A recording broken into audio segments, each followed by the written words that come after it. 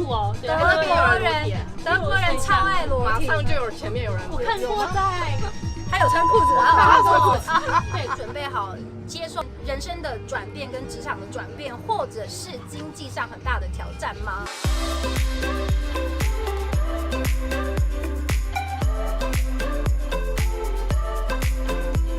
嗨，欢迎收看Oh Maggie， 我是 Maggie。今天呢，不是只有我一个人，还有呢3个美女陪我一起。嗨，我是嘉芬，我是 M 小姐，丽娜。异国恋情，或是异国婚姻，或甚至在国外生活，真的没有大家想象中这么简单，有很多的挑战。可能是你需要转换你整个人生的职场，或甚至你会顿时间没有工作，因为嫁给一个美国老公，那我就需要离开台湾。虽然我会往返，但变成大部分时间会是在国外。对，所以经济这件事情会成为一个很大的挑战。因为移民到国外生活，有经济上的困难，有经历这样的挫折的举手。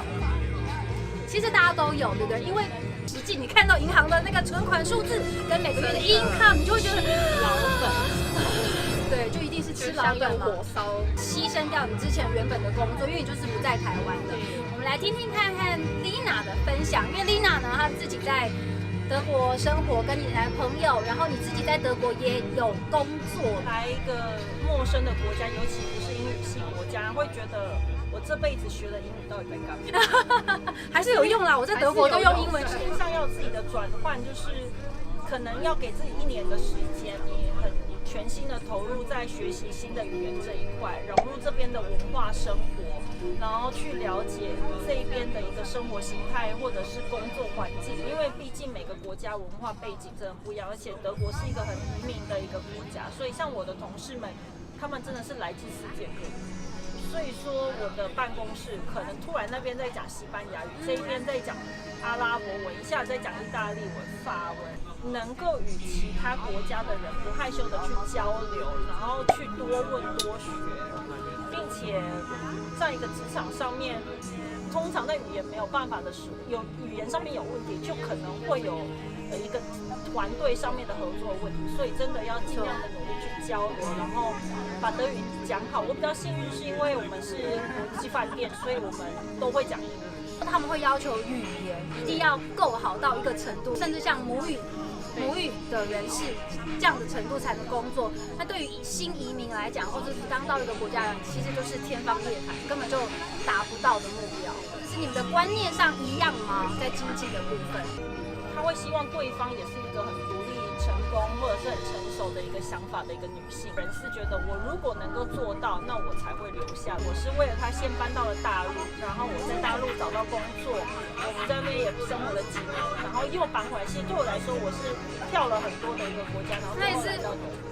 为爱走天涯台湾，然后哪里大陆很多年，现在又来德国，所以我可以在各个城市去认识朋友，就像我在这边认识你。所以我会觉得，在每一个国家、每一个文化，或者是每一个历程，我都可以有一个增长的机会，这是我自己想要的。我不是因为这个男人而去换城市，可能它是一个原因，是或许是因为这个动力给我有一个机会，可以去不同的国家、不同的城市去看这个世界。我觉得我顶多不开心，我回台湾，这个世界很大。其实我们先给 Lina 一个掌声。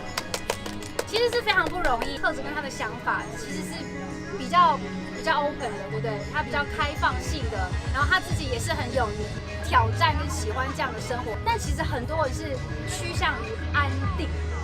在德国生活，你们有没有遇到什么样的文化冲击？你说生活习惯吧，第一个最不习惯的是闻到很多烟味。哦，真的。我也是，德国人超爱抽烟，真的，我看到男女老少、大人、老人、青少年都在抽，旁边有小朋友也在抽，小 baby 也在抽。对，像我现在是美国人嘛，他很惊讶，在美国是不会这样子的。你就会远离小孩啊，对，就尽量避开，或是那种游泳池啊，旁边有小孩，就是大家还是这样继续抽。很多人认识的人会抽烟，我觉得那是个人的选择，但只是我真的觉得德国人的抽烟的比例真的是很高，高到我吓到。还是因为我是从大陆搬过来，我觉得一切都还蛮好的，一切还好。我曾经看过一个太太在我前面排队买烟，她拿了至少有50盒吧。我怀怀疑他是要去转卖啦。如果他是个人要抽的话，那是太厉害了。这是疫情中间，口罩可以不买，因为不能不抽，对，酒不能不喝，对，德国人也有好的一面，就是德国生活让我回想到我小的时候的那个生活模式，大家都很早下班，孩子没有补习班，就正常的回家，比较有正常的家庭生活。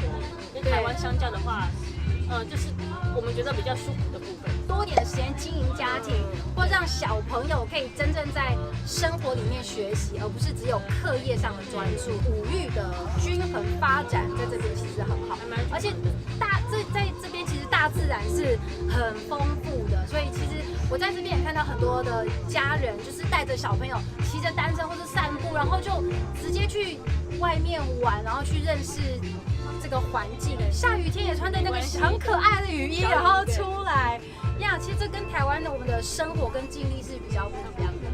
那 M 小姐呢？我觉得我比较被吓到的部分是他们公务人员的工作态度，跟他们的办事松弛度很高。怎么说？我觉得只要如果有在德国待过的人，都会有经验，而且是各种不同的例子，怎么样的情况下都可以遇到让你惊吓的公务人员。办事能力很差吗？还是理解力很差？还是就是not qualified？还是态度很糟糕？我觉得他们都有。对，所以我一直以来以为德国人的工作态度是非常值得世界学习的。对对对，严谨、理性，一就是一，二就是二。有效率或什么，结果都没有，都不是。我们很难想象，因为在台湾早就被骂爆跟被客诉了，对不对？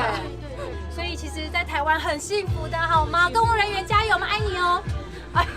乱送我。好的地方呢？好的地方，我觉得如果你迟疑了3秒，害我有点紧张。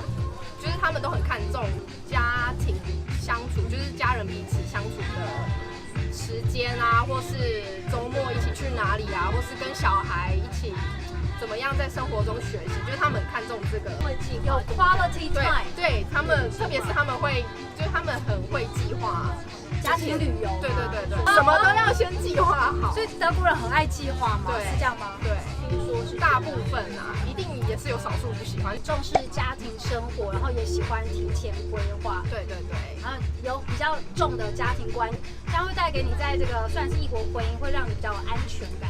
对，会不会有的时候让你觉得，不会变通哦？会啊，对，有正面就会有反面。你觉得在德国，我的个性就是比较强势，对，所以通常是我男朋友比较变通反而是一个不喜欢计划的人，我都会很紧张，想说下个礼拜就出发喽，机票还没有订，这难忘的。我觉得就是这边的人对于裸体是一个很正常的事情，对，裸体文化不是到处哦，德国人超爱裸体，马上就有前面有人，我看过他有穿裤子，他穿裤子，对，长者喜欢裸体，就是你看圆圆的一点白白的，都是他们，就在公园的草地上。对，公园可能会有，例如说慕尼黑的那个公园，他们就真的有一个白一点的天体，就是裸体。说的裸体是连裤子都没有，对，他是裸体，中文裸体 ，naked， 一丝不挂。这边因为冬天很冷，所以说他们会有桑拿的文化，它有私人也有公立的。它的公立其实就是跟一般的温水游泳池在一起。那你可以买泳池票，或者是加桑拿的盘，里面都有不同的味道。就是说这一间是薰衣草对，或者是这间是香槟味，或者是这一间我要去香槟味的，因为它是会有表演的，好酷哦！就是他进去你的桑拿里面会有一个人拿着一桶冰，这个冰是有味道，撒上去之后他就开始甩布甩旗，就一进去他就开始打灯，就像你在夜店一样，然后还有 party 的音乐，然后开始2个女生在里面就是甩那个旗子，耍大旗，然后裸体在那边甩，没有裸体啦。男朋友就说走，我们去桑拿，但裸体。我说哦好裸体，他说但是会有陌生人。为什么我要跟陌生人在？他说因为就只有一间啊。我说那我可以把自己遮着吗？他说又不会有人看，男女在一起，你只要不要看别人就好。我说我会管不住自己的眼睛，怎么可能？怎么可能？瞎了，对不对？真的还蛮特别。我觉得如果有来德国，可以去体验一下。我跟我老公我们也想说想去巴登巴登，就是巴勒那边温泉，对，那边是温泉。那边是温泉，然后他那里都是要裸体嘛。我老公约我去，我跟他说，我暂时先不要，因为我还是有点害羞，我也不想给别人看我老公的身体啊。没有啦，我自己是不好意思给别人看。觉得他们看了会害羞，因为我们都比他们好。哦，对，我们的身材太好了。对，你觉得好的地方呢，在文化的这个部分？觉得尊重，他们是一个非常尊重别人，或者是尊重小孩，不管你的小孩多小，他都认为他是一个独立的个体。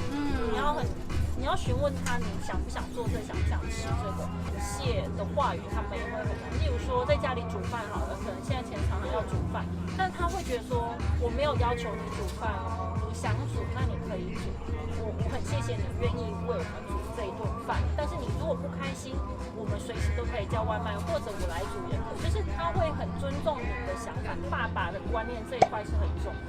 是，就是他们是可以假日老婆出去玩没关系，他就是带小孩，爸爸带小孩，这里很多帅哥爸爸带小孩，真的，男生跟男生去男生的约会，前面带背后面背个小孩子，很多这里就是令人感动。而且这边的政府给予爸爸育婴假这一块是很长，所以他是希望爸爸能够在照顾家庭这一块能多付出一些。那我们想要鼓励所有的姐妹们，你要先好好的预备你自己，你的内心、你的外在、你的智慧、你的能力、你的专业。真的，你的另外一半是外国人的话，你会有很多的挑战。在这边呢，我们也要恭喜你，你要去拥抱一些新的文化跟生命中新的体验。喜欢我们的节目的话，帮我们